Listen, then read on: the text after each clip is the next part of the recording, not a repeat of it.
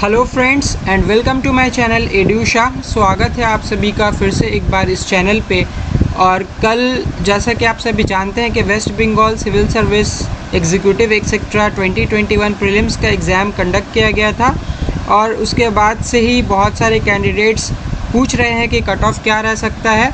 कल तक तो एग्ज़ाम होने के बाद बहुत सारे लोगों ने अपना अटैम्प्ट बताया कि उनका अटैम्प्ट 170 है, 180 है और कहा कि पेपर बहुत ही ज़्यादा इजी था। लेकिन रियलिटी क्या है, क्या वाकई में पेपर इजी था? क्या 180, 185, 170 अटैम्प्ट करना इतना आसान था? तो इस वीडियो में हम लोग उसके बारे में जानेंगे। और आज इस वीडियो में मैं जो है पेपर का एनालिसिस करूंगा कि क्वेश्चंस किस तरह के आए थे और मोस्ट प्रोबेबल कट ऑफ क्या रहने वाला है WBCS 2021 का। तो चलिए स्टार्ट करते हैं आज का ये वीडियो। तो सबसे पहले देखिए यहाँ पे कट ऑफ प्रिडिक्शन के लिए मैंने 3 चीज़ को यहाँ पे कंसिडर किया है जो कि बहुत ही इंपॉर्टेंट है। सबसे पहला वैकेंसी, ठीक है, वैकेंसी पे डिपेंड करता है। ऑब्वियसली आप लोगों को पता है कि अगर वैकेंसी ज़्यादा होगा तो कट ऑफ कम हो जाएगा और वैकेंसी अगर कम होगा तो कट ऑफ बढ़ जाएगा, ठीक है। तो वैकेंसी पे बहुत कुछ डिपेंड करता है कि वैकेंसी क्या रहने वाला है। दूसरा होता है डिफ़िकल्टी लेवल ऑफ पेपर, ठीक है। पेपर का डिफ़िकल्टी लेवल क्या था, ईजी था, मॉडरेट था या टफ़ था। ऑब्वियसली अगर इजी रहा होगा पेपर तो कट ऑफ ज़्यादा होगा, मॉडरेट के लिए उससे थोड़ा कम और डिफ़िकल्ट होने के लिए उससे भी थोड़ा कम जो है कट ऑफ हो जाएगा। और ऑफिशियल आंसर की, कल तक जो है ऑफिशियल आंसर की नहीं था हमारे पास, ठीक है।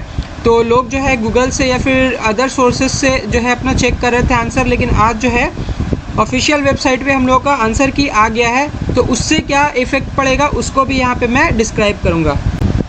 वैकेंसी में यहाँ पे देखिए, वैकेंसी का क्या है कि पीएससी ने कहा था कि 10 टाइम्स कैंडिडेट को कॉल करेगा, ठीक है। जितना टोटल वैकेंसी है, मतलब ABCD चारों ग्रुप को मिला करके उसमें जितना वैकेंसी होगा उसका 10 टाइम्स जो कैंडिडेट है वो जो है मेंस एग्ज़ाम में अपीयर करेगा। तो यहाँ पे मैंने अज्यूम किया है कि यहाँ पे हमारे पास 400 सीट्स हैं, ठीक है, 400 वैकेंसीज़ है। तो उसके हिसाब से मेंस एग्ज़ाम जो है वो 4000 कैंडिडेट को देना है, ठीक है।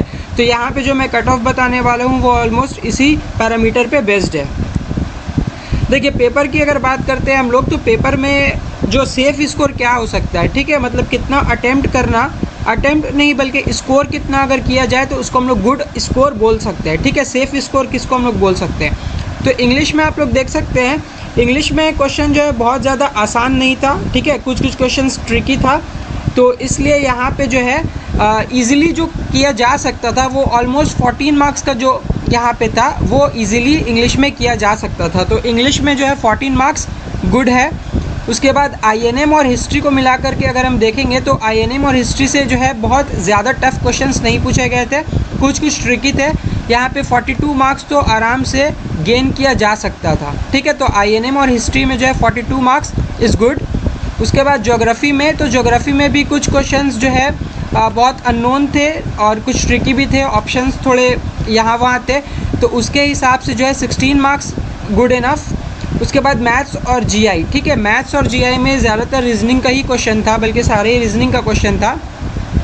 तो यहाँ पे देखा गया है कि जैसा रीजनिंग हम लोगों को देखने को मिलता था वैसा रीजनिंग नहीं था, बल्कि थोड़ा सा उसमें जो है चेंजिंग लाया गया है। तो पैटर्न को देखते हुए जो है 5-6 क्वेश्चंस तो ऐसे ही मतलब वहाँ पे अलग हो गए और कुछ GI कंफ्यूजिंग भी था, ऑप्शंस से लोग जो है कंफ्यूज हो रहे थे। तो इसलिए यहाँ पे 15 मार्क्स अगर आप मैथ्स और GI को मिला करके ले आते हैं तो ये आपके लिए अच्छा स्कोर रहेगा। उसके बाद बात करते हैं हम लोग पॉलिटी और इकोनॉमी की। तो पॉलिटी और इकोनॉमी को मिलाकर जो क्वेश्चंस आए थे उसमें अगर 19 मार्क्स भी आप स्कोर कर रहे हैं तो वो अच्छा मार्क्स है। उसके बाद करंट अफेयर्स की बात करते हैं हम लोग, तो करंट अफेयर्स में भी क्वेश्चन बहुत ज़्यादा टफ नहीं पूछे गए थे, कुछ क्वेश्चंस जो है टफ थे। तो यहाँ पे 18 मार्क्स अगर आप ला रहे हैं करंट अफेयर्स में तो आपके लिए वेल एंड गुड है। उसके बाद साइंस की बात करते हैं तो साइंस में ज़्यादातर क्वेश्चंस हमें फिज़िक्स का देखने को मिला था। काफ़ी लोग बहुत ज़्यादा फ्रस्ट्रेट भी हो गए हैं साइंस का क्वेश्चन देखने के बाद, क्योंकि इसमें फ़िज़िक्स के टफ क्वेश्चंस बल्कि कंसेप्चुअल क्वेश्चंस जो है देखने को मिलते हैं। तो यहाँ पे मैं बोलूँगा कि 8 मार्क्स अगर आपके आ रहे हैं साइंस में तो ये गुड है। तो उस हिसाब से अगर आप इसको टोटल मार्क्स बोलेंगे तो टोटल मार्क्स जो है 132 एक अच्छा स्कोर है, मतलब एक सेफ़ स्कोर है। 132 मार्क्स जो है यहाँ पे सेफ़ स्कोर है। बट जैसा कि आपको पता है कि आज जो है आंसर की आया है, ठीक है। तो आंसर की आने की वजह से क्या हुआ है कि काफ़ी क्वेश्चंस का आंसर रॉन्ग दिया हुआ है, ठीक है।